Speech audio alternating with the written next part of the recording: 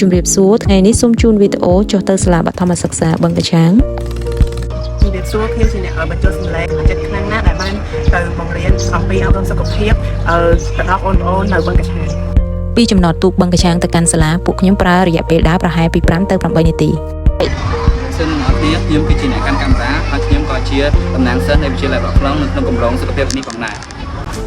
សូមអរគុណដល់លោកនាយកសាលាដែលបានធ្វើការសម្របសម្រួលដើម្បីឲ្យពួកខ្ញុំមានឱកាសធ្វើការណែនាំខ្លួនទៅកាន់សិស្សមុននឹងបង្រៀន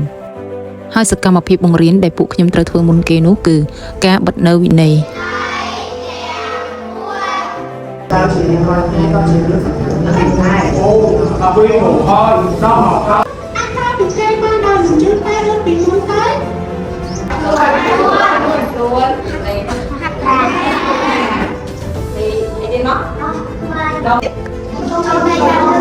ចូលទៅអ្នកគ្រូមាន3តួអង្គការទីនេះមានអារម្មណ៍ផ្នែករៀនធម្មតាទេអត់ទេអារម្មណ៍ណាលើកតែឆ្លាតគាត់